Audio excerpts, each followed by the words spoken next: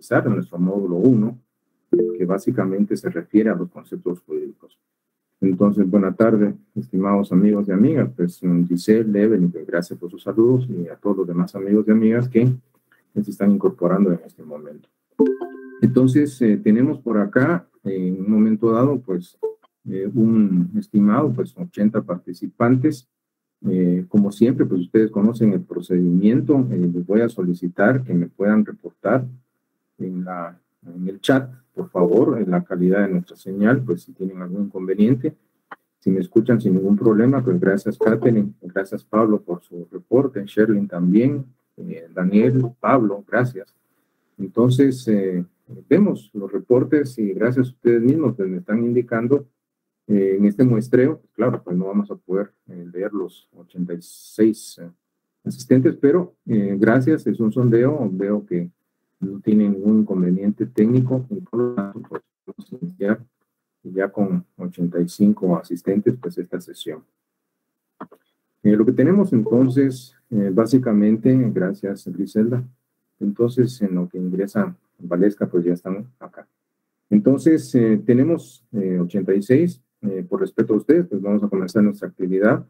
Quiero que entiendan que el objetivo de estar con ustedes puntualmente en estas sesiones es que ustedes asistan también, es por la comprensión de la temática que se está abordando, que de alguna manera pues les va a... El tema son los conceptos jurídicos fundamentales. Entonces, son herramientas a nivel cognitivo que ustedes deben tener y, por supuesto, comprenderlas para el entendimiento de lo que representa el ordenamiento jurídico. Es aquí en donde la preocupación, pues básicamente latente, es de que ustedes pues estén en un momento dado pues pendientes y asistan a sus respectivas clases para tener esa perspectiva pues más amplia de lo que corresponde en el contenido temático que sin ninguna duda puedo comentarles lo que ustedes aquí aprendan les va a servir durante toda la carrera y aún más en el ejercicio de la profesión. Y esa es la importancia básicamente de mi preocupación de que ustedes estén en un momento dado pues asistiendo regularmente a estas actividades. Bueno, entonces me parece que no hay más personas en espera, así es de que comenzamos, retomamos nuestra explicación. El tema que nosotros habíamos generado, pues básicamente es, en este caso, el perspectivo, la perspectiva unidad, la número 1. Bueno, entonces, ¿qué tendríamos acá, mis estimados amigos? Bueno, ya ustedes, como en el semestre pasado, les comento, la asistencia a estas sesiones pues está automatizada, entonces les agradezco infinitamente que ustedes estén asistiendo a clases. No necesito pasar lista porque el sistema me reporta la asistencia de mis estudiantes, me genera obviamente un reporte al finalizar la clase donde me indica el momento en que ingresaron, el momento en que salieron. Entonces, sí les encargaría, mis estimados amigos y amigas, que tomen muy en consideración que todos los días hay asistencia y es este sistema me lo permite a mí y entonces me genera un listado de asistencia de ustedes. Entonces, espero pues que ustedes traten de estar el mayor tiempo que puedan. Entiendo pues que pueden haber compromisos X o Y, pero estamos en un aula universitaria y todo ya está, pero entonces, ¿qué tenemos acá? El tema que yo les había comentado. Les voy a compartir mi pantalla para retomar lo que habíamos visto en su momento oportuno, y es este. Ustedes recordarán, pues básicamente, que habíamos platicado de los conceptos jurídicos fundamentales. En nuestro programa, como ustedes saben, pues son 3 puntos. Se menciona la definición, enumeración y criterios de clasificación, el problema de la naturaleza jurídica. De esta manera, en la sesión pasada, pues habíamos quedado hasta acá. Estamos viendo, pues, una de las definiciones, una de tantas definiciones, que no es la única, pero esta nos la proporciona el jurista mexicano Eduardo García Maínez. Que estos conceptos jurídicos fundamentales, que son categorías, recordemos que la ciencia, por supuesto, es un conjunto de conocimientos, y dentro de estas de otros conocimientos existen las categorías científicas. Son conocimientos de más alto nivel, entonces esto destaca la importancia de estos conceptos jurídicos fundamentales, son categorías científicas. Luego, pues la irreductibilidad, que no pueden reducirse, no pueden disminuirse. Esto significa que el sujeto, por supuesto cognoscente, no puede carecer, no debe carecer del conocimiento de esos conceptos, porque en caso de que haya ausencia de los mismos, que sería el desconocimiento de estos conceptos jurídicos fundamentales, el efecto adverso que se produce es la imposibilidad en la comprensión o el entendimiento de un ordenamiento jurídico cualquiera. Entonces, a contrario del censo, pues si nosotros conocemos, entonces vamos a tener la posibilidad, en este caso, de comprender y entender un ordenamiento jurídico. Y así podríamos estar platicando de diversos aspectos importantes o relacionados con la temática, pero lo que tenemos en un momento dado, pues luego de la respectiva definición, ya la habíamos platicado, entonces vamos a partir de lo siguiente, en cuanto a la enumeración y criterios de clasificación.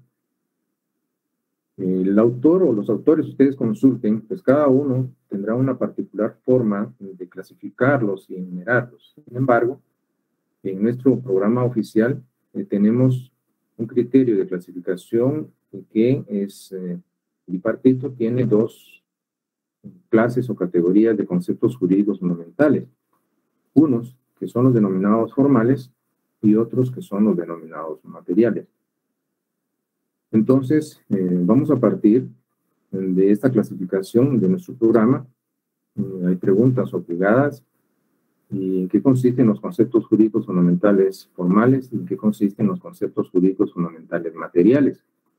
Entonces, claro, pues las respuestas pues, no se hacen esperar, pues qué es lo que tenemos en un momento determinado.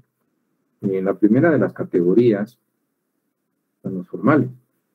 Como ustedes pueden darse cuenta, estos hacen referencia a la estructura lógica de la norma. Y dentro de estos que califican como formales tenemos dos. Aquí ya los estamos enumerando, el supuesto jurídico y la consecuencia jurídica lícita. Pero déjenme explicarles básicamente por qué son formales. Ustedes pueden tomar una ley y pueden seleccionar un artículo y ahí van a encontrar normas jurídicas. Esos textos, que en principio son proposiciones lógicas, pues van a contener una serie de juicios como categoría de pensamiento de carácter normativo. Lo que significa que el creador, el legislador de esas normas, el creador de las normas, entonces la idea primero acá y luego la exteriorizó y quedó plasmada. Y hay una estructura. Pueden ustedes encontrar básicamente que en el caso del supuesto jurídico, pues lo que vamos a encontrar como supuesto es una hipótesis. Hipotéticamente, y esto que está aquí en su pantalla va a ser la segunda unidad, que es la que viene a continuación, después de esta. Entonces, lo que vamos a ver es que en ese componente que se denomina supuesto jurídico, se describe hipotéticamente alguna conducta humana. Por ejemplo, en el caso de nuestro Código Penal, el artículo 123 nos dice, pues, comete homicidio quien diere muerte a alguna persona. Se está describiendo hipotéticamente una conducta o comportamiento humano. Pero también en un supuesto, también puede describirse hipotéticamente algún acontecimiento o fenómeno de la naturaleza. Recordemos, por ejemplo, en el caso de nuestro Código Civil, el artículo 676, que tanto lo hemos platicado, contempla la institución que se conoce como abulsión. ¿Recuerdan ustedes de la abulsión? Pues aquella norma que nos plantea, en su supuesto, cuando la corriente de un río, arroyo o torrente segrega, esto es, arranca, una porción conocida de terreno y la transporta hacia las heredades inferiores o fronterizas. Noten que ahí lo que se está describiendo, pues es un acontecimiento o fenómeno natural, que contrario al 123 del Código Penal, que nos dice comete homicidio quien diere muerte a alguna persona, pues hay un comportamiento humano. Pero acá en el 676 lo que se describe es un acontecimiento o fenómeno natural. Pero también en esa parte del supuesto jurídico se puede describir hipotéticamente alguna circunstancia. Podríamos tomar como ejemplo en el caso del artículo 8 de nuestro Código Civil, que nos dice pues la capacidad para el ejercicio de los derechos civiles se adquiere por la mayoría de edad. Son mayores de edad los que han cumplido 18 años. Y en otras palabras, ¿cuál es el supuesto? ¿Cuál es la circunstancia hipotética que se está planteando? Quien cumpla la mayoría de edad, quien cumpla 18 años. Entonces, tendrá que ocurrir algo para que se pueda producir un efecto. Entonces, el supuesto se constituye en una causa de cuya realización se va a generar un efecto. Y el efecto que se produce, pues básicamente es la consecuencia jurídica lícita, le denomina nuestro programa. Y en otras palabras, nosotros vamos a encontrar que en la estructura lógica de la norma, pues tenemos por un lado la descripción hipotética de una conducta, acontecimiento, fenómeno natural o circunstancia de producirse genera una consecuencia, un efecto jurídico. Entonces, comete homicidio quien diere muerte a alguna persona, al homicida se le impondrá prisión de 15 a 40 años. Entonces, en este ejemplo estamos viendo que si se da esa conducta hipotéticamente descrita, se produce una consecuencia. Y está en el texto de la norma que estamos nosotros parafraseando, que sería el 123 como artículo del Código Penal. Entonces, ¿qué encontramos? Pues quien cumpla la mayoría de edad, pues va a adquirir la capacidad para el ejercicio de sus derechos civiles. Y así, si algo ocurre, si se realiza el supuesto, se va a producir un efecto, y el efecto que se produce es la consecuencia. Entonces, vamos a encontrar que la regla general es que en las normas jurídicas nos presentan esa estructura, el supuesto y la consecuencia. Ahora, estos son los conceptos jurídicos fundamentales formales de los cuales pues vamos a platicar en la unidad que viene a continuación, que es la número 2, en donde nos vamos a centrar en este tema y adicionalmente pues explicarles la denominada ley de causalidad jurídica, que establece la relación que se da entre el supuesto jurídico y la consecuencia jurídica lícita. Pero en principio, ¿qué nos interesa? Que dentro de la clasificación y enumeración, dentro de los formales, pues tenemos dos, el supuesto jurídico y la consecuencia jurídica. Claro, el supuesto jurídico pues también ha sido denominado supuesto de derecho, hipótesis jurídica, hipótesis normativa. La consecuencia jurídica lícita, pues también simplemente consecuencia jurídica, consecuencia de derecho o simplemente disposición o disposición jurídica. Entonces hay varias denominaciones para referirse a estos dos componentes lógico-estructurales de la norma jurídica. Pero tenemos otra clase, estamos en la clasificación y criterio de enumeración, entonces lo que vamos a encontrar básicamente es esta. Los conceptos jurídicos fundamentales materiales. Como ustedes pueden darse cuenta, estos materiales hacen referencia ya no a la estructura lógica de la norma, porque esos son los formales, sino que al contenido sobre el cual versa la norma jurídica. Y dentro de estos, pues tenemos en nuestro programa, pues los que ustedes ven en la pantalla,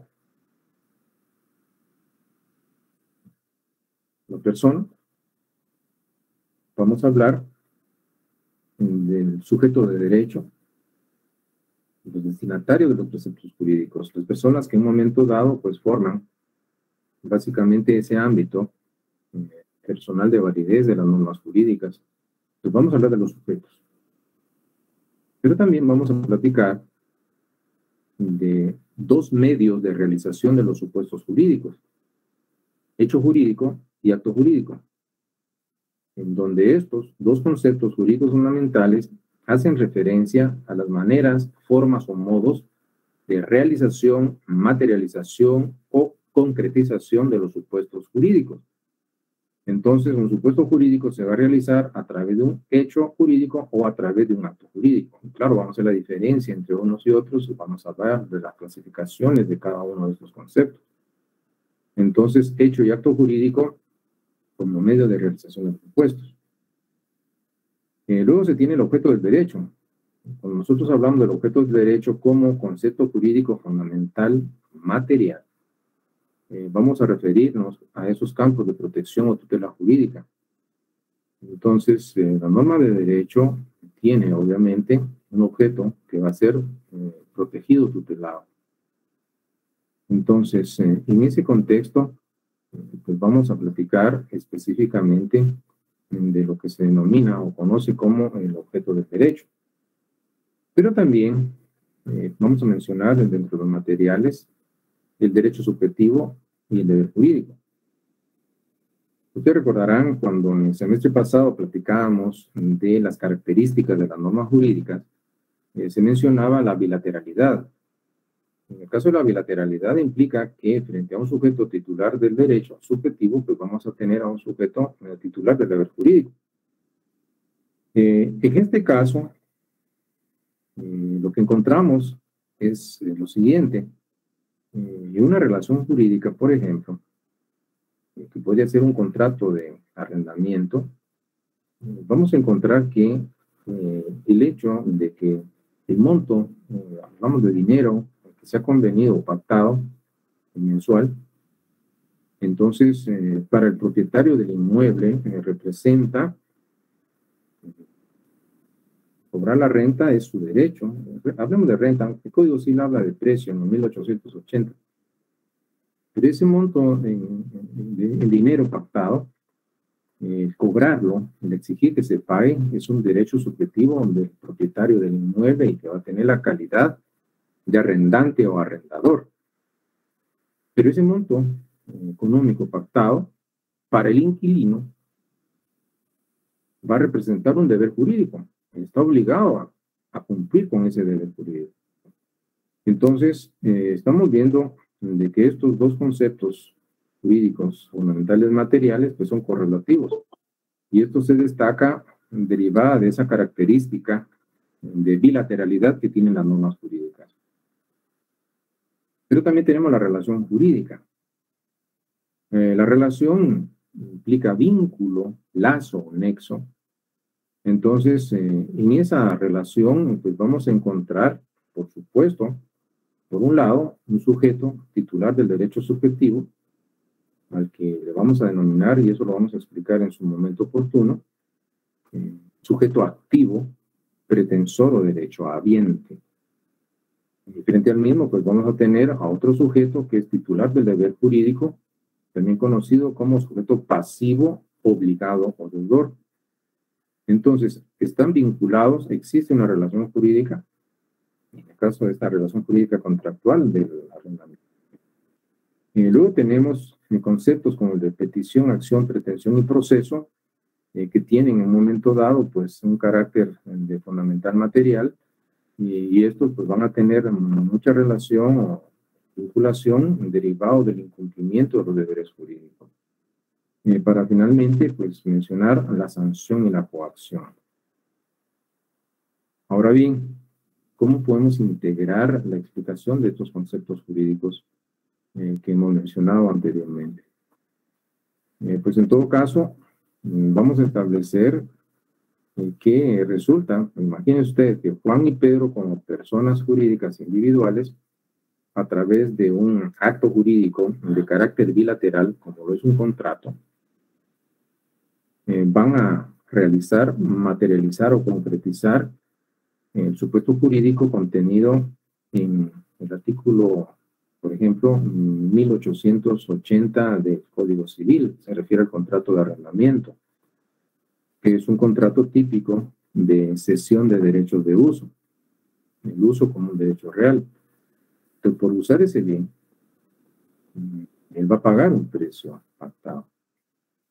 Entonces, quiero que noten que a través de un acto jurídico bilateral, como es el contrato, recuérdense que nuestro Código Civil define al contrato, no es la mejor definición de contrato, pero está en el 1517 de nuestro Código Civil. Hay contrato cuando dos o más partes convienen, esto es, se ponen de acuerdo en crear, modificar o extinguir una obligación. Pero vamos a entender que a través de ese acuerdo de voluntades, pues van a surgir consecuencias recíprocas para los sujetos contratantes o parte del contrato. Entonces estamos viendo de que a través de un acto jurídico bilateral como es el contrato, materializan o realizan un supuesto jurídico contenido en una norma, derivada de la realización del supuesto, al producirse la causa, la realización, materialización o concretización de ese supuesto jurídico, se va a producir un efecto, y el efecto que se produce es el surgimiento de las consecuencias jurídicas. Entonces, resulta de que estos aspectos están tutelados y protegidos por el derecho y por lo tanto constituyen objeto del derecho. Derivado de que hay un efecto que es el surgimiento de las consecuencias jurídicas, entonces las consecuencias jurídicas, claro, lo voy a explicar, no se preocupen, solo quiero que vean cómo integro estos conceptos. Entonces, la consecuencia puede generar el nacimiento, la modificación, la transmisión o la extinción. ¿De qué? De derechos subjetivos y deberes jurídicos. Entonces resulta que cuando estos sujetos de derecho, a través de un acto jurídico, realizan un supuesto, surge la consecuencia, y esto es objeto de tutela o protección jurídica porque es el objeto del derecho, entonces surgen entre ellos una relación jurídica contractual. Y la relación jurídica como concepto fundamental implica básicamente un vínculo, lazo o nexo, en virtud del cual un sujeto, al que vamos a denominar sujeto activo, pretensor o derechohabiente, puede exigir algo de otro sujeto, al que le vamos a denominar sujeto pasivo, obligado, deudor, el cumplimiento de un deber jurídico. Entonces noten que esa relación surgió derivada de la realización, materialización o concretización de un supuesto a través de un acto jurídico, pues en donde hubieron personas o sujetos de derecho involucrados. Entonces surgieron para ambos derechos subjetivos y deberes jurídicos. Pero aquí ocurre algo.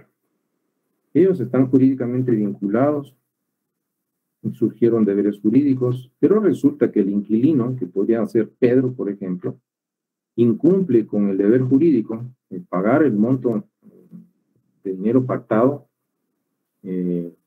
Pasa un mes, llega a 6 meses y no paga. Ya Juan, el propietario del inmueble, le ha requerido que le pague y no hay manera que le pague. Entonces, dado que está proscrita o erradicada la aplicación de la justicia por mano propia, entonces el titular del derecho subjetivo, en este caso el sujeto activo, que sería Juan, no le queda más que acudir a los órganos jurisdiccionales, ejercitar una acción procesal, y a través de la misma va a solicitar formalmente a un órgano jurisdiccional que se inicie un proceso judicial en contra de Pedro, derivado que del incumplimiento. Por supuesto, la idea de proceso involucra fases, etapas o pasos lógicamente ordenados, debe seguirse una a continuación de otra. Dentro del mismo se va a dirimir un conflicto de intereses entre partes determinadas. Y dentro de ese proceso, claro, hay la intención del actor o demandante, que va a ser Juan, de obtener algo del demandado, y por supuesto es lo que se reduce con el término de pretensión procesal. La pretensión procesal que implica la intencionalidad dirigida a la obtención de algo.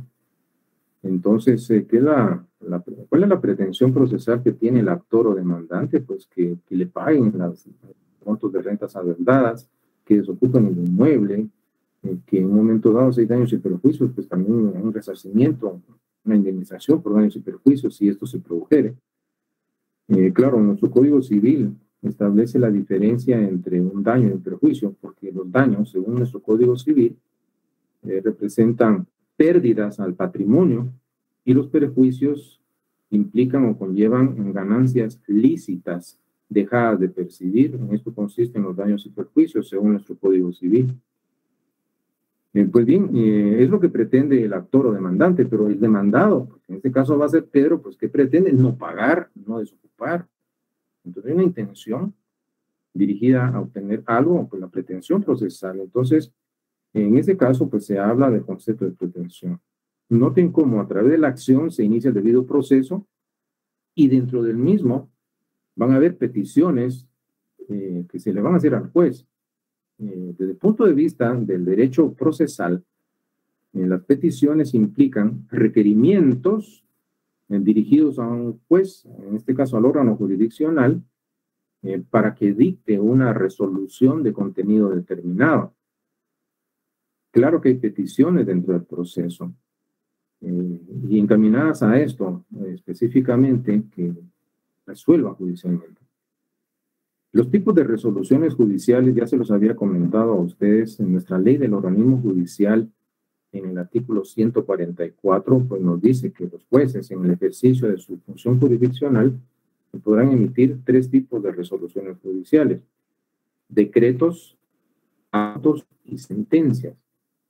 Insisto, que es un decreto, que es un auto y una sentencia, pues del 144 en adelante de la ley del organismo judicial en Guatemala, pues ustedes pueden establecer en qué consisten. Ahora bien, quiero que entiendan algo. Al finalizar el proceso, luego de agotadas las diversas etapas que integran el mismo, el juez tiene que tomar una decisión, tiene que emitir una resolución a través de la cual normalmente le va a poner fin al proceso. ¿Y cuál va a ser esa resolución judicial? Pues va a ser la sentencia. La resolución a través de la cual normalmente se le pone fin a un proceso.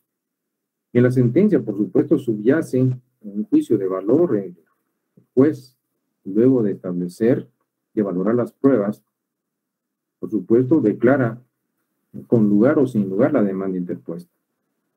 Pero en el caso que declara con lugar la demanda, una sentencia condenatoria, pues, y ordena que el inquilino, en este caso Pedro, pues, pague los montos de renta que adeuda, que desocupe el inmueble, y si hay daños y perjuicios, por supuesto, un resarcimiento, una indemnización por daños y perjuicios.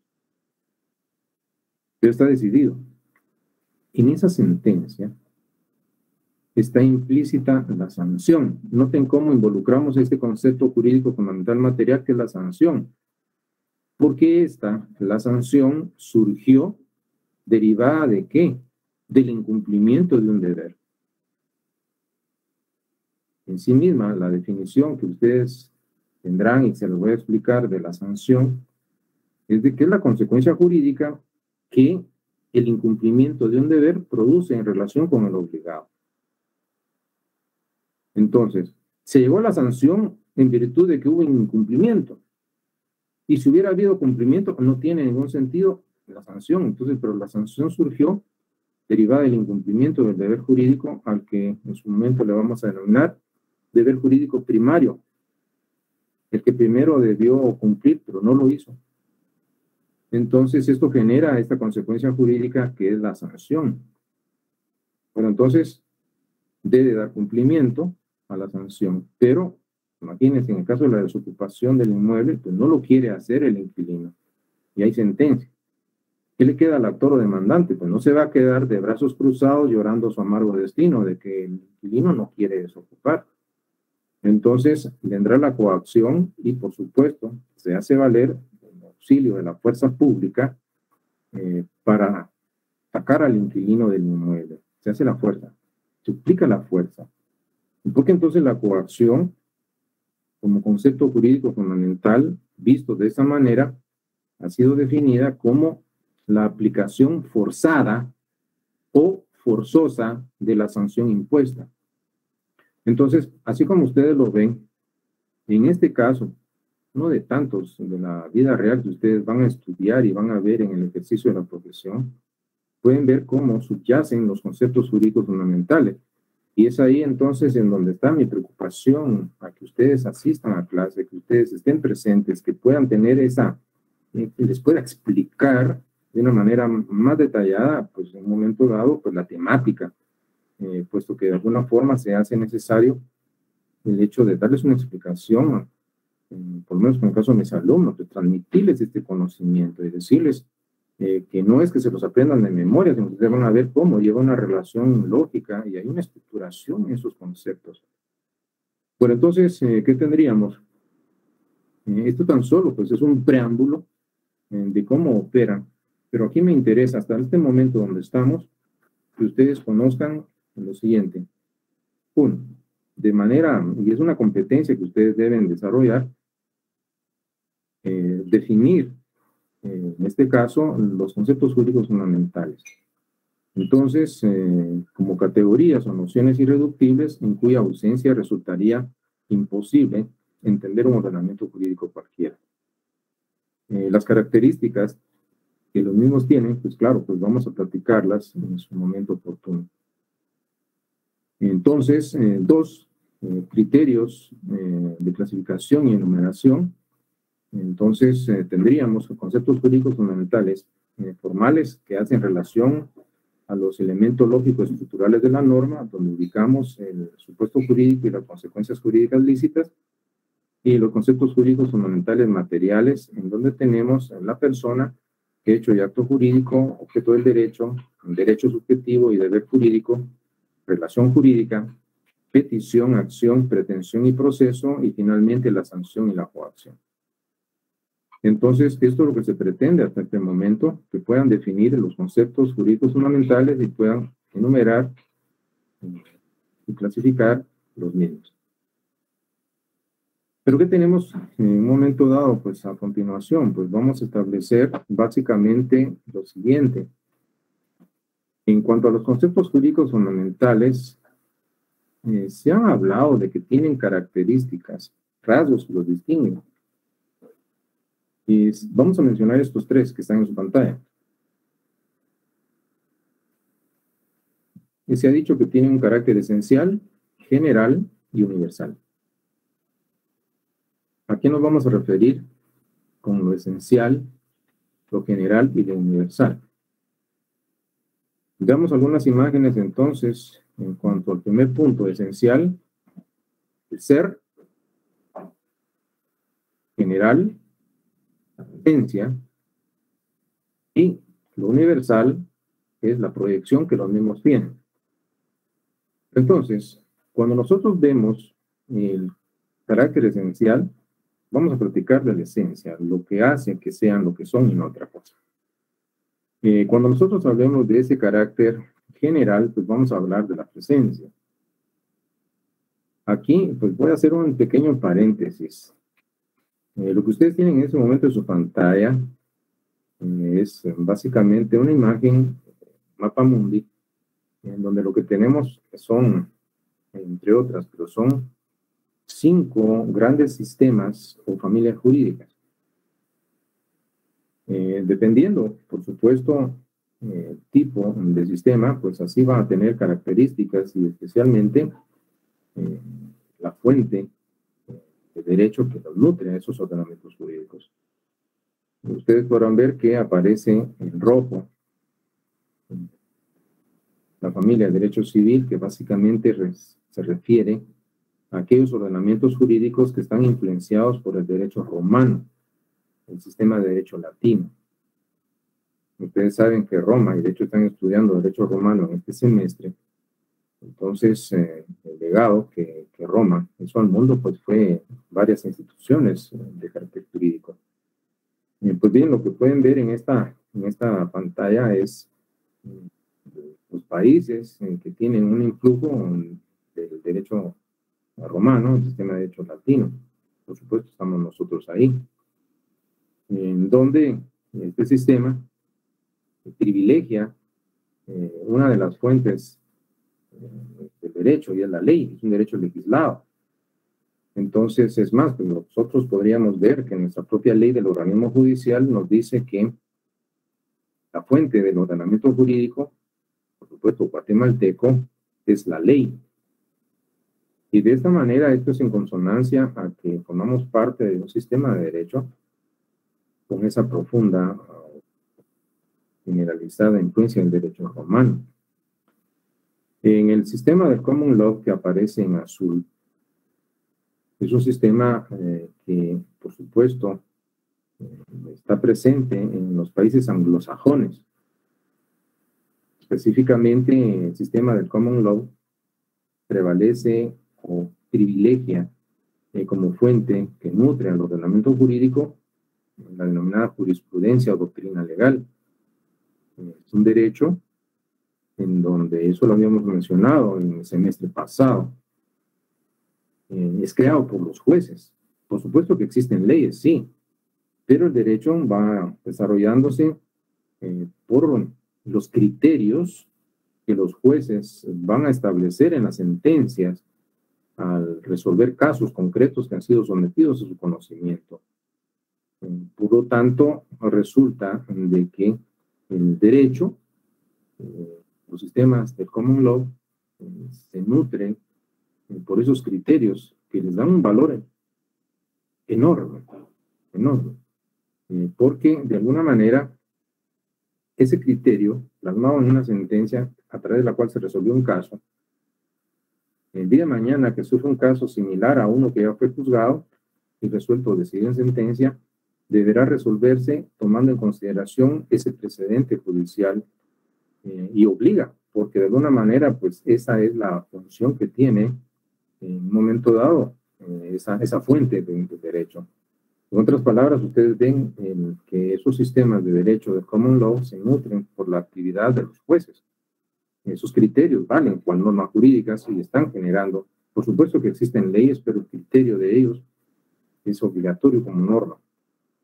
Y la función, la tarea de los abogados de los sistemas anglosajones del common law es realizar una búsqueda exhaustiva en los distintos repertorios jurisprudenciales de los distintos criterios plasmados en las sentencias, en donde ya se han decidido casos concretos y por lo tanto van a invocar esos criterios en los casos que están siendo conocidos y, por supuesto, invocando que se respete ya ese criterio porque ya tiene un precedente establecido y que se vuelve norma jurídica. Claro, es entendible en estos sistemas, en nuestro, pues tiene una influencia del derecho latino, pero eso es importante que ustedes lo puedan conocer. Luego vemos de que en el sistema de derecho consuetudinario, pues es la costumbre la que lo nutre.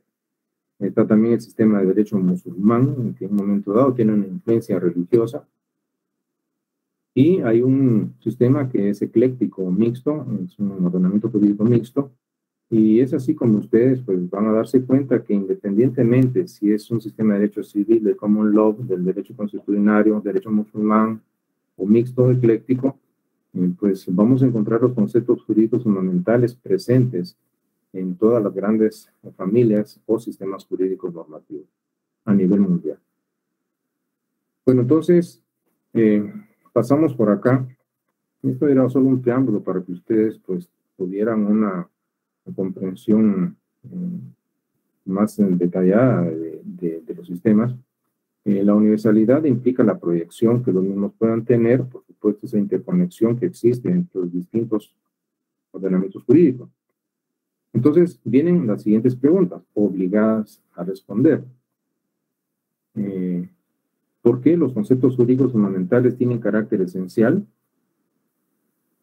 general, universal?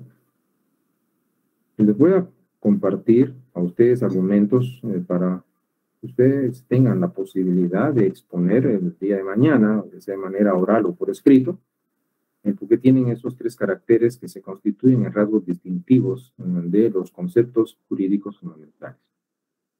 Entonces tenemos una primera pregunta. El carácter esencial. ¿Por qué lo tienen?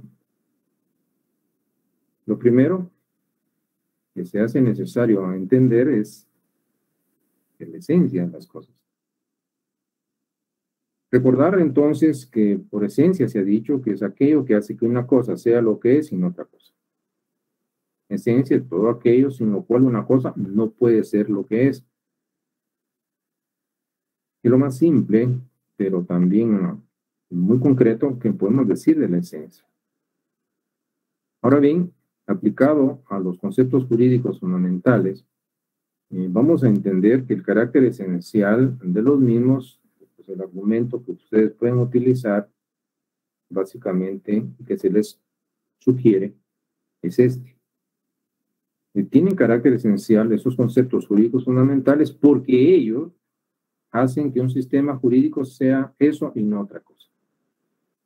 O bien, sin ellos, un sistema jurídico no podría ser eso que es, no podría existir sin ellos.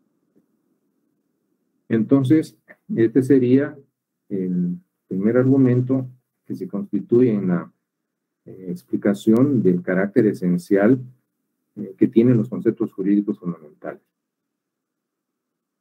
Entonces sería la primera respuesta a la primera pregunta. Pero tenemos más. Aparece una segunda pregunta por responder. Y es esta. En carácter general. Aquí les podría comentar que aparecen tres argumentos que destacan la generalidad que presentan los conceptos jurídicos fundamentales. En primer lugar, se dice que asumen tal grado de generalidad que los vamos a encontrar en las distintas o diversas ramas que se reconocen de la sistemática jurídica. Aquí hago un paréntesis. Sí y solo sí se acepta la posibilidad de la división del derecho en ramas. Porque aquí, en este paréntesis que he hecho, he de comentarles, hay autores que se pronuncian a favor de que sí es factible la división del derecho. Este tema, tradicional o clásicamente, se ha visto, inclusive desde el mismo derecho romano, con el tema de la denominada summa divisio iuris, esa gran división del derecho. Entonces vamos a encontrar autores que manifiestan su opinión en el sentido de que sí es factible dividir al derecho en ramas, y ahí hay teorías, en este caso a las que les denominamos positivas, pero hay otras teorías que son negativas, esto es, que niegan la posibilidad de que el derecho se divida en ramas, no aceptan la división del derecho en ramas. Entonces, sobre esto vamos a platicar y retomar la temática en un punto posterior cuando veamos la división del derecho. Pero, mientras tanto, encontramos que cuando se acepta la división del derecho en ramas, pues vemos que van a estar en las distintas ramas que integran el denominado derecho público, también dentro de las ramas del derecho privado y dentro de una contemporánea rama del derecho que es la denominada derecho social. El segundo aspecto es que destaca la generalidad de los mismos, es la que nos indica que los podemos localizar dentro de los distintos ámbitos materiales de validez del derecho. En este caso, pues vamos a hablar de los ámbitos de validez, en este caso material, es el derecho objetivo o material. Las normas jurídicas versan sobre una materia específica, tienen un ámbito, en este caso material de validez, que hace énfasis sobre esa parte del derecho objetivo, que puede ser tanto en el derecho penal, en el derecho civil, en el derecho laboral, administrativo, constitucional, etc. Entonces, este sería otro argumento por el cual se destaca la generalidad de estos conceptos. Finalmente, pues también como tercero y no menos importante criterio, que a través del cual se explica la generalidad, es de que los vamos a encontrar, los vamos a ubicar en los distintos niveles que integran la jerarquía normativa.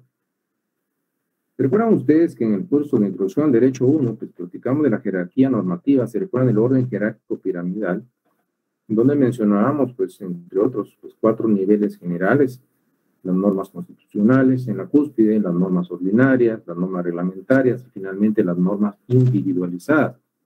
Pues bien, entonces ahí vamos a encontrar a los conceptos jurídicos fundamentales y por lo tanto serían 3 argumentos que destacan carácter general que presentan estos conceptos denominados jurídicos fundamentales. Y hay una última, y no por ello menos importante, pregunta, porque tiene un carácter, en este caso, universal.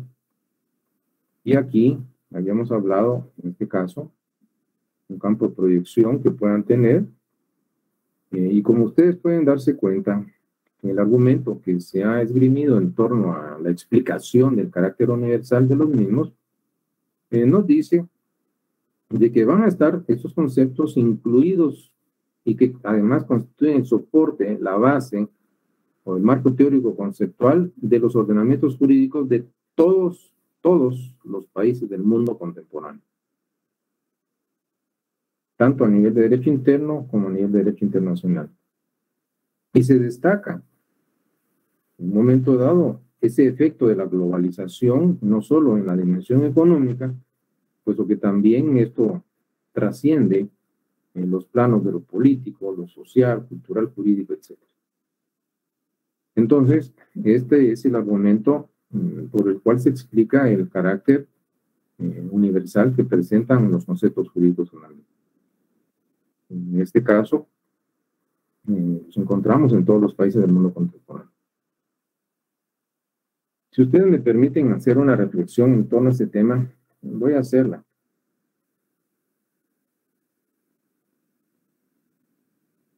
Hay un calificativo objetivo de esta tercera característica, y es que es universal.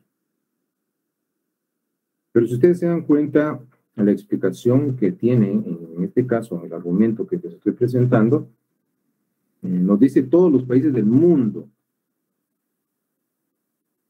Entonces, voy a exteriorizar un criterio personal. Respeto a un destacado jurista que hace este planteamiento, pero el concepto de universal, ¿a qué hace referencia? Claro, no van a activar el micrófono, tan solo respondan ustedes mentalmente. O sea, el universo significa que tanto acá como en cualquier rincón del vasto universo, lo vamos a encontrar. Pero la explicación que tienen en pantalla nos dice todos los países del mundo. Entonces, en lo particular, hay otro concepto y es mundial. Tienen carácter mundial. Porque se circunscribe a nuestro planeta. Déjenme especular un poco y si ustedes quieren, dejarnos llevar por la imaginación. Independientemente de ello, pues se ha mencionado, se ha dicho, esta es una apreciación personal, que por ejemplo, la coacción representa un concepto jurídico fundamental, que es esencial, es general y es universal. Pero si tiene carácter universal, sería que tanto acá como en cualquier rincón del universo, pues va a estar siempre presente. Entonces, vienen las preguntas. ¿Y será que la coacción, por supuesto, va a ser como un componente universal? Es un concepto jurídico. La coacción implica o conlleva el uso o la posibilidad de hacer uso de la fuerza para lograr, para constreñir o para obligar al obligado al cumplimiento del deber. ¿Será que esto es la nota que va a distinguir y va a estar siempre presente en todos los ordenamientos jurídicos, presentes, pasados y futuros? Claro, estoy en este caso generando una reflexión personal. O viene la pregunta, ¿será que en algún momento dado puede prescindirse de la coacción? Y pensemos en una sociedad idealizada, en donde las personas que la integran por convicción personal, dado su nivel evolutivo, tanto mental, moral y espiritual, sabiendo lo que es bueno y lo que es malo, por decisión personal, encausan su conducta hacia la realización del bien y se alejan del mal. Y por lo tanto, la coacción sería innecesaria en una sociedad ideal como esta. Claro, sé que alguien podría pensar, es una utopía, pero déjenme soñar.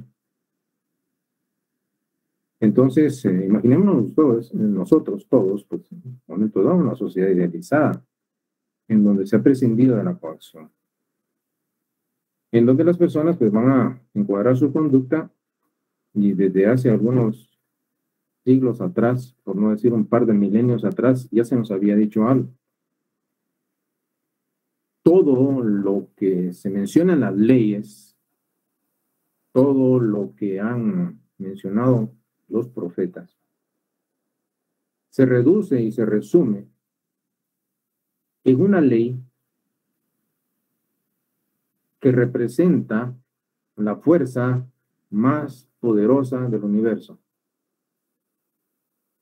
Alguien lo dijo.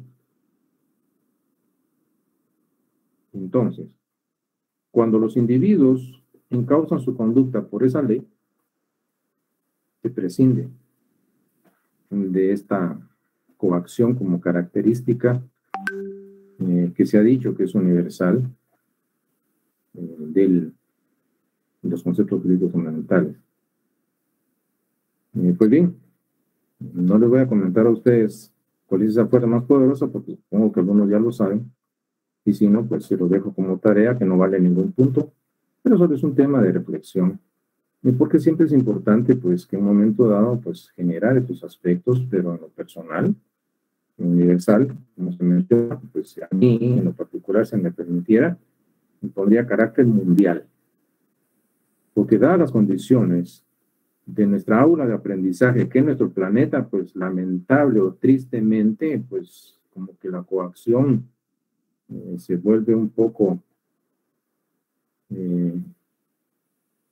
tal vez, necesaria, mientras no adquiramos el grado de madurez tanto espiritual, mental y moral.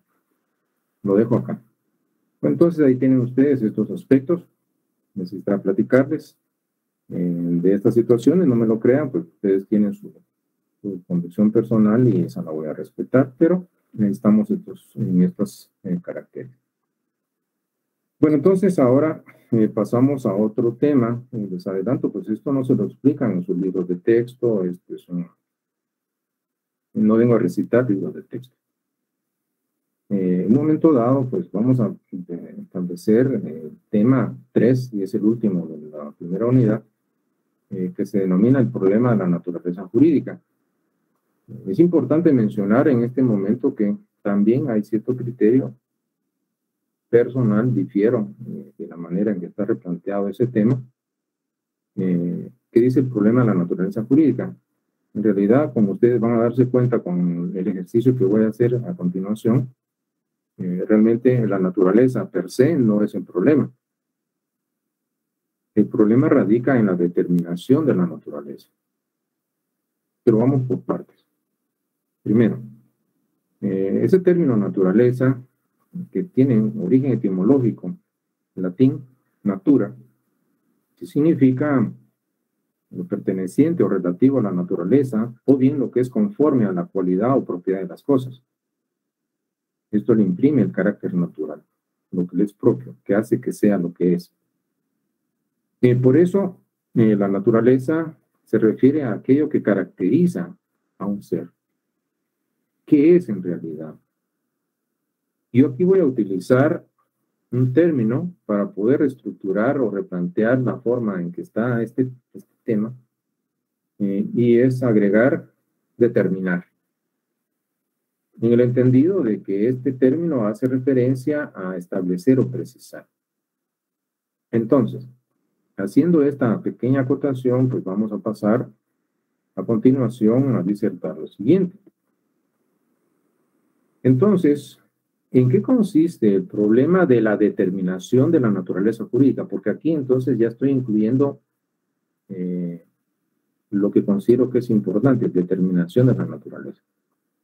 Entonces, lo que ustedes van a encontrar en un momento dado a través del estudio de la carrera, en materia de derecho, pues siempre se habla de ese concepto de la naturaleza jurídica. Ustedes van a estudiar una institución X o Y, y van a ver definición, clasificación, elementos, y está la naturaleza jurídica.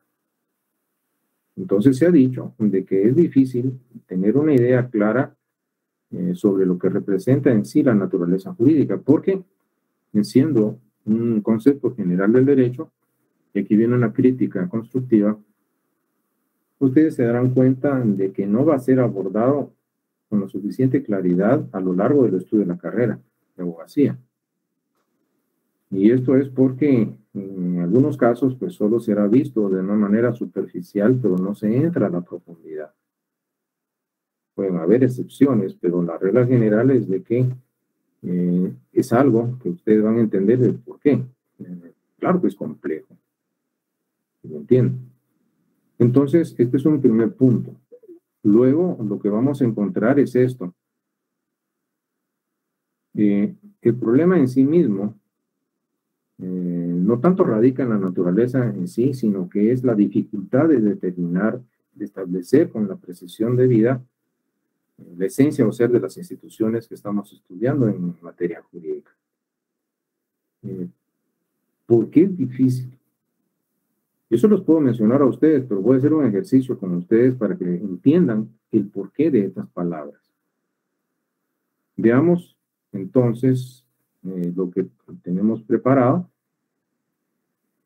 Y si aparte de ello, pues, la dificultad que se presenta, la superficialidad en la que en un momento dado se aborda o es abordada la temática, con la agravante de que hay una variedad de opiniones, de criterios que ustedes van a encontrar desde el punto de vista de la filosofía del derecho, por eso son criterios jus filosóficos.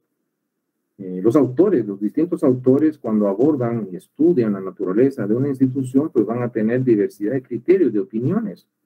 No existe un criterio uniforme. Entonces, sobre lo que es dado en llamar la naturaleza de cada objeto que es objeto, de cada concepto, perdón, que es objeto de estudio en materia jurídica. Pero entonces, ¿qué tenemos? Pues veamos por acá lo siguiente. Les voy a tocar un tema y eso lo vamos a ver nuevamente, no se preocupen. Y cuando veamos el concepto jurídico fundamental de la persona, vamos a hablar de la personalidad. Se ha aceptado universalmente, se dice. Hablemos de mundialmente, ustedes que en un principio de que la personalidad jurídica es inherente al ser humano.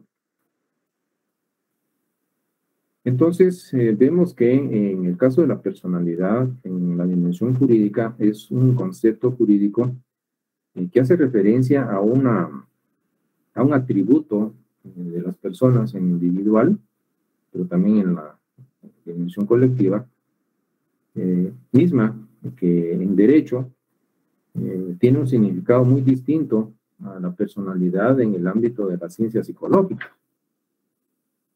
La personalidad en sí misma conlleva una investidura, un reconocimiento formal que el Estado, a través del ordenamiento jurídico, le otorga, le confiere a un sujeto para considerarlo persona y que pueda entrar en el mundo del derecho, que pueda proyectar y recibir efectos jurídicos. Se ha dicho que la personalidad jurídica es una conditio sine qua non para que un sujeto pueda válidamente entrar en el mundo de lo jurídico. ¿Esto qué significa? Podemos recordar, por ejemplo, en el caso de nuestro Código Civil, el artículo primero del Código Civil. ¿Qué tiene este artículo? Nos menciona Decreto Ley 106, Código Civil, artículo primero, que la personalidad civil comienza con el nacimiento y termina con la muerte. Sin embargo, al que está por nacer se le considera nacido para todo aquello que le favorezca, siempre y cuando nazca en condiciones de viabilidad. Este es el contenido de nuestro artículo primero del Código Civil.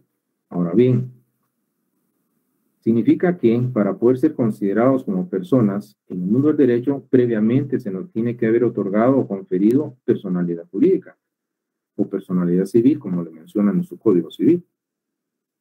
Sin esa personalidad no somos considerados objetos de derecho o persona. Y así que algunos de ustedes podrán decir, bueno, persona igual ser humano igual persona. Sí, esa es la acepción en sentido, significado cotidiano, común, corriente o vulgar de la persona. Pero en términos legales, la persona es definida como un ser o ente susceptible o capaz de poder, supuesto, contraer obligaciones, gestar derechos en el mundo de lo jurídico. En términos generales, estamos viendo de que en el tema de las personas jurídicas, pues vamos a mencionar dos clases.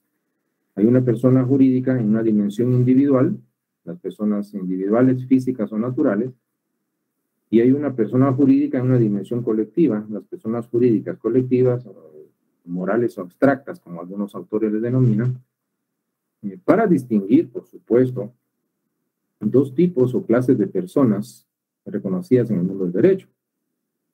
Por ejemplo, en el caso de la relación laboral que tengo, pues yo soy un trabajador como persona jurídica individual, estoy acá, pero viene una pregunta. ¿Quién creen ustedes? Claro, por favor no vayan a activar el micrófono tan solo mentalmente. ¿Quién creen ustedes que es mi patrono?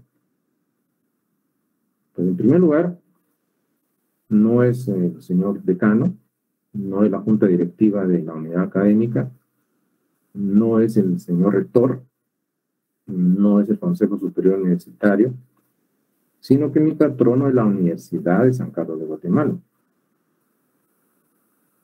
Federico Guillermo Huitzayala es una persona jurídica individual y la Universidad de San Carlos de Guatemala es una persona jurídica colectiva. Ahora bien, resulta que para estas personas jurídicas colectivas, y estas surgen, ustedes van a darse cuenta, hay algunos fines o metas que el ser humano pretende alcanzar en sociedad y que escapan o rebasan a los límites o al esfuerzo individual de cada quien. Entonces, el concepto de la asociación de diversas personas para conformar un ente y alcanzar los más variados fines.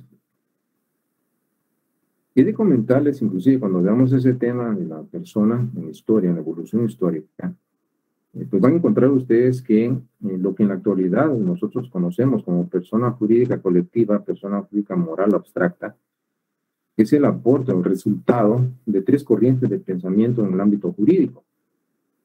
Aporte del derecho romano, del derecho canónico y del derecho germánico. Entonces, a través de la historia, hemos encontrado de que esos entes resultantes de la asociación de varios individuos le han interesado al derecho, a tal punto que se llegó a conformar el concepto jurídico de persona jurídica colectiva. Ahora bien, se les ha dotado de personalidad, esto es un reconocimiento formal, es una investidura a esos entes resultantes de la asociación para que puedan entrar válidamente en el mundo del derecho, que puedan proyectar y decidir efectos jurídicos. Se van a traducir en la adquisición de derechos subjetivos y de deberes jurídicos. Pues bien, entonces, el tema de las personas jurídicas colectivas, imagínense, que ustedes lo van a estudiar, de hecho lo vamos a ver nosotros en este curso, pero lo van a seguir viendo ustedes en el curso de Derecho Civil, próximo semestre en el área profesional. Entonces, vamos a encontrarnos con aspectos tales como, imagínense, en caso de su servidor, pues laboro en la Universidad de San Carlos de Guatemala. Algunos de ustedes, pues, laborarán para la Municipalidad de Guatemala o la Municipalidad de algún otro municipio del país. Entonces, pero también tenemos una cooperativa de ahorro crédito, un banco del Sistema Financiero Nacional, que son lugares donde algunos de ustedes pueden trabajar, o bien alguno, pues dada su actividad, pues está formando parte de un partido político, o pertenecen a alguna denominación religiosa, a las distintas iglesias. En fin, la pregunta sería esta: y tanto la Universidad de San Carlos como persona jurídica colectiva, Municipalidad de Guatemala, la Cooperativa de Ahorro, Crédito y Servicios Varios, Unión Progresista Matitlaneca, Responsabilidad Limitada, afiliada a MICOPE, o Banco Industrial Sociedad Anónima, o el partido político, pues, XY, o una denominada iglesia. ¿Y cuál es la naturaleza jurídica de estas personas colectivas? ¿Y saben qué? Podría comentarles a ustedes al respecto lo siguiente. ¿sí? Así como lo ven. Entonces, para precisar o establecer cuál es la naturaleza jurídica de las personas colectivas, que les presento esta nómina de teorías y posiciones que al respecto se han esgrimido. Quiero que noten que hay autores que nos dicen, aquí hablamos de Carlos von Federico Savini, él creó la teoría de la ficción legal. ¿Y saben qué dijo? Llega a la conclusión, cuando se aborda el tema de la naturaleza jurídica de las personas colectivas, él dice que estas son una ficción legal. Son invenciones plasmadas por el legislador en la ley, pero que en la realidad no existen las personas jurídicas colectivas. Son inventos del legislador. La famosa teoría de la ficción legal. Por el otro lado, y que es diametralmente opuesto, el criterio, están los autores de la teoría de la realidad. Entonces acá ellos dicen que en realidad sí existen. Entonces hago un momento en este instante para decirles, bueno, una pausa. Por un lado me están diciendo que es un invento, una ficción, y por otro lado me dicen que sí existen. Primero pónganse de acuerdo.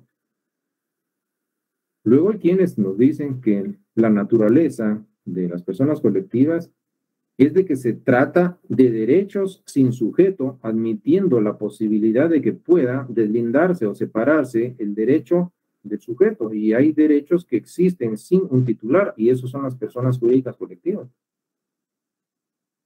Momento, dirán algunos otros autores, y dirán, eso que dijeron no es cierto. Porque la naturaleza jurídica de las personas colectivas, y quiero que noten lo que voy a decir, son verdaderos organismos biológicos, tienen vida. Otros dirán, no. Son organismos sociales.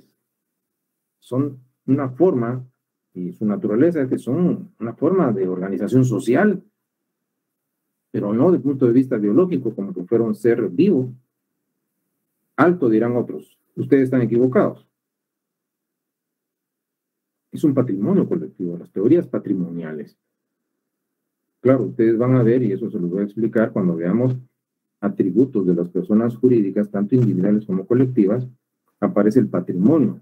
Desde el punto de vista del derecho civil, el patrimonio representa el conjunto de bienes, derechos, cargas y obligaciones pertenecientes a un sujeto de derecho o persona y que son susceptibles de una estimación o ponderación económica. Entonces nos están diciendo de que las personas colectivas al final pues son un patrimonio colectivo, un patrimonio adscrito a la realización de un fin, el patrimonio afectación. Esa es su naturaleza jurídica. Otros dirán ni lo uno ni lo otro, es una unidad de conjunto de normas. No estoy de acuerdo, dirán otros, desde una perspectiva y teorías psicológicas que nos están diciendo que la naturaleza jurídica de las personas colectivas, dado a que éstas representan la sumatoria de las voluntades desde la acepción psicológica del término, individuales, han conformado una voluntad colectiva. Y esa es su naturaleza jurídica. Y otros que dirán que solo se explican a través de las normas, etcétera, etcétera, etcétera. Y noten que, ¿cuál era el que estábamos tratando de determinar la naturaleza jurídica de las personas jurídicas colectivas? ¿Y qué se ha dicho al respecto? ¿A qué conclusión llegamos? Que se ha dicho todo y nada. Porque entonces nos quedamos como el principio. Unos que dicen que existen y otros que no. Y ahí están discutiendo. Ahí están discutiendo.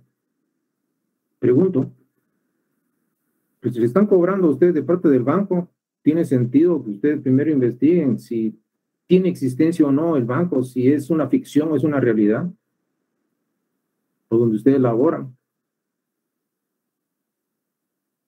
¿Es que acaso en los tribunales de justicia se va a discutir si efectivamente ese ente que les está demandando, pues no le pagan porque no existe. Eso no se discute. Pero hay un tema que es el de la determinación de la naturaleza jurídica. Y así podría seguir.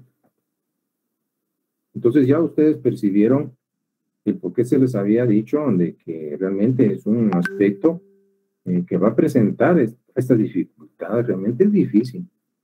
Y al final no existe un criterio universalmente aceptado o mundialmente aceptado.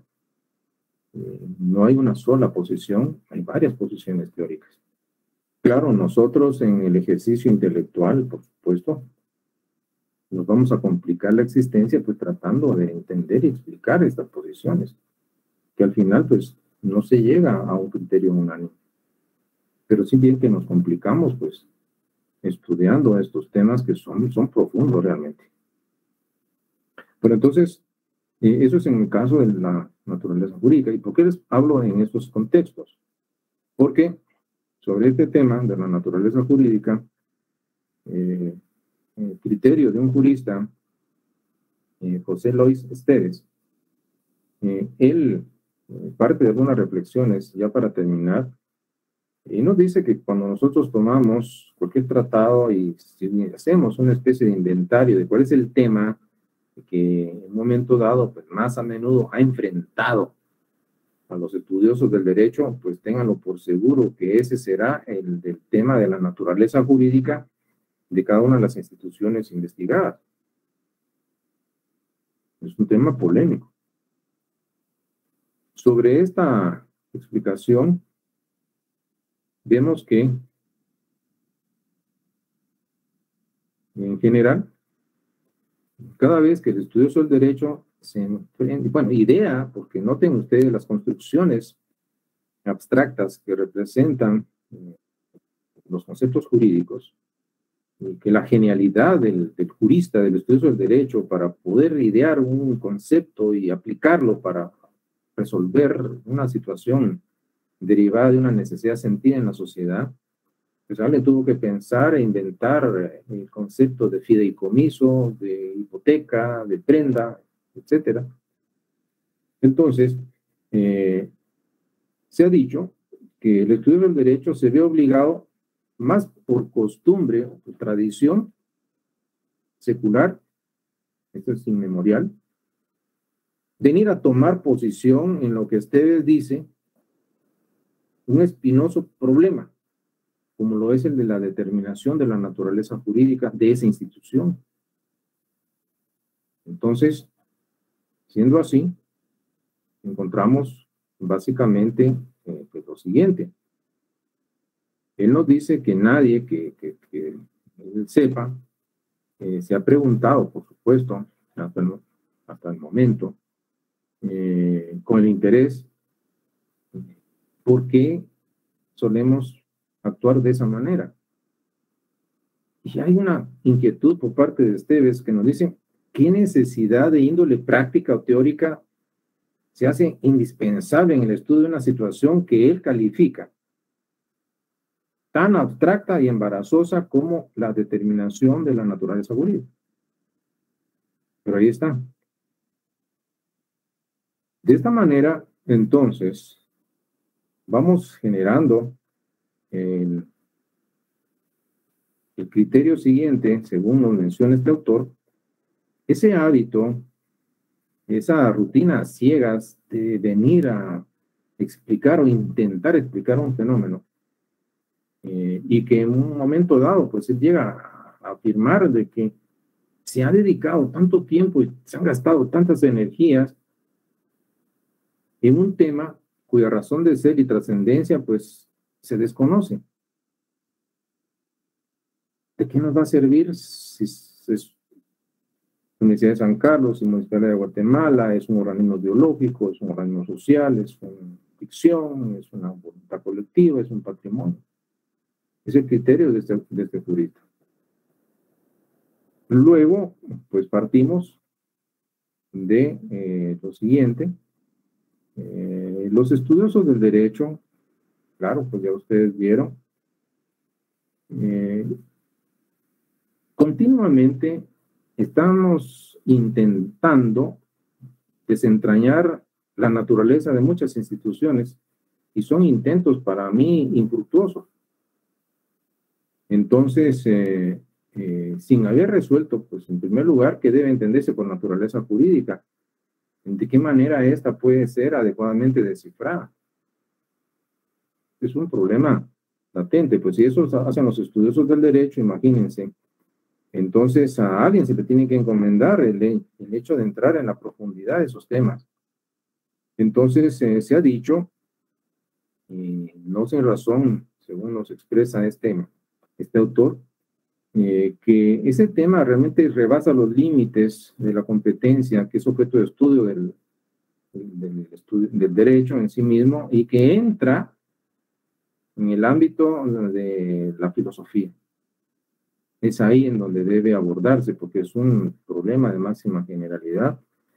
Entonces, en la conveniencia o inconveniencia de estudiarla, a quien le corresponden, entonces acá se pronuncia indicando que ese problema le corresponde estudiarlo a los filósofos del derecho y por lo tanto pues no tendrán que entrar al desarrollo y fijar su atención en ese aspecto que de una manera secular se ha venido desarrollando a través del estudio del derecho cuando se aborda el tema de la naturaleza jurídica. Entonces, ¿qué tenemos por acá? Pues en un momento dado se carece obviamente de un estudio sistemático de una situación tan excepcional. Entonces, es más, pues ahí está la investigación de la filosofía del derecho que deberá esclarecer ese tema que pareciera a un momento dado que escapa o rebasa los límites del objeto de estudio de los juristas. Entonces, él concluye indicando de que lo que no es dado a los estudiosos del derecho, por supuesto, le corresponde, le compete como un imperativo, por eso es un deber inexcusable a los filósofos del derecho. Y sin más, entonces, ¿qué tendría que decirle? Pues con esto estamos terminando nuestro respectivo módulo 1. ¿Qué me corresponde en este caso? Pues continuar en la próxima sesión, iniciando nuestra segunda unidad, para lo cual están convocados ustedes. Vamos a hablar de los conceptos jurídicos fundamentales formales. Dentro de estos está el supuesto jurídico, la consecuencia de derecho o la consecuencia jurídica lícita, y vamos a platicar también de la denominada ley de causalidad jurídica. Así es de que veo de que no hay en un momento dado pues alguna pregunta al respecto. Si alguien tiene alguna inquietud, pues es el momento oportuno para que la realicen o la planteen. Se recuerdan de que para el 4 de agosto tenemos programado nuestro examen de recuperación de Introducción al Derecho 1. Por favor, pues descargar en la página Derecho USAC, en la nube, donde aparecen las publicaciones oficiales. En un momento dado, pues, o bien en la página de Facebook de nuestra facultad, para que ustedes puedan tener la calendarización de los respectivos exámenes de recuperación. Bueno, entonces, si no hay, veo que no hay alguna intervención, no me resta más que, en primer lugar, agradecerle su paciencia, su asistencia y, por supuesto, mi preocupación para que ustedes reciban de una manera directa y detallada, pues, cada una de esa temática. Entonces, ahí obedece, pues, que digo presente en estas actividades académicas para explicarles estos temas de sumo interés. Creo que Griselda, pues, tiene una pregunta. La escucho, Griselda. Adelante. Buenas tardes, licenciado. Disculpe la pregunta. ¿Qué libro estaremos usando en su curso? Buenas tardes, Griselda. Pues fíjese que el libro básicamente son los que están en el programa. Quienes deseen adquirirlo y tengan la posibilidad de hacerlo, recuérdense que, por ejemplo, el texto, esto no es propaganda ni significa que sea obligatorio, pero ustedes pueden ver los textos de autores que utilizaron el primer semestre y que tienen un segundo tomo. Si desean adquirirlos, entonces ustedes tienen la libertad, ustedes pueden con el programa ver el contenido y, por supuesto, establecer qué texto les pueda llenar esa expectativa y que desarrollen los temas. De hecho, les comento, pues también, así como hubieron un tomo 1, un tomo 2 de algunos autores que se mencionaron en el curso de Introducción al Derecho 1, en la biografía, pues también en el texto, en el programa de Derecho 2, pues también se menciona, y hay versiones del tomo 2 de autores nacionales, y en un momento dado, pues que algunos de ellos representan parte del claustro. Entonces, no quiero que se malinterpreten, no estoy promocionando la compra de ningún libro, simplemente en la bibliografía específica en cada columna del programa, pues hace referencia al material bibliográfico, en donde pueden encontrarlo. Ya dependerá de ustedes el libro que pueda, en primer lugar, pues estar al alcance de su presupuesto, y si desean hacerlo, pues adquirirlo. No están obligados a adquirir ningún libro. Lo que sí van a tener de parte mía, pues el material de apoyo, como se dio en el primer semestre, tanto material de lectura, guías de estudio, laboratorios, y por supuesto materiales audiovisuales que les voy a compartir en Classroom. Entonces se los dejo a ustedes, pero pueden ver autores que tienen el tomo 2, que en un momento dado pueden utilizar y que aparecen en la bibliografía específica en la columna del programa.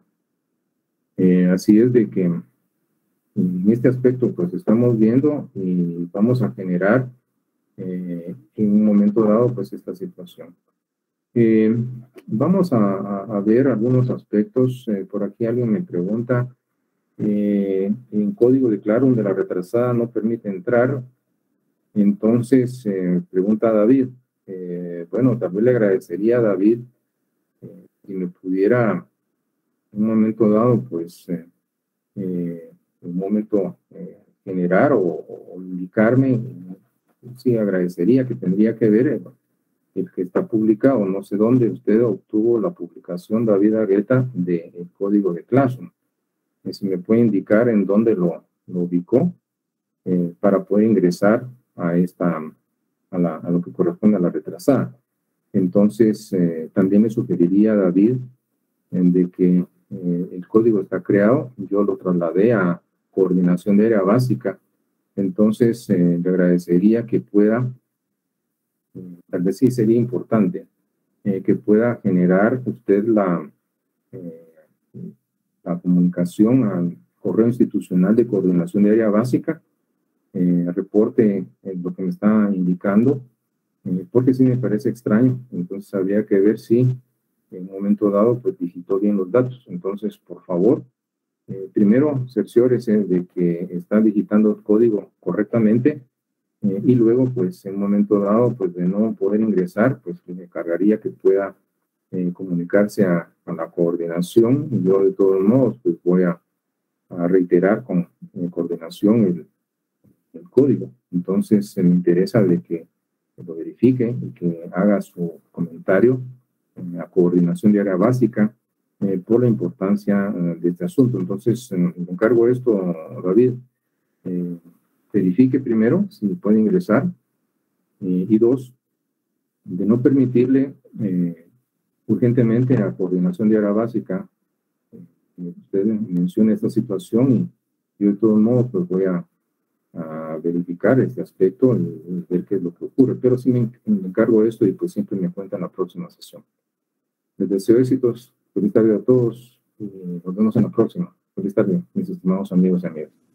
Buenas tardes, licenciado. Buenas tardes, licenciado. Feliz tarde, hasta pronto. Feliz tarde, licenciado.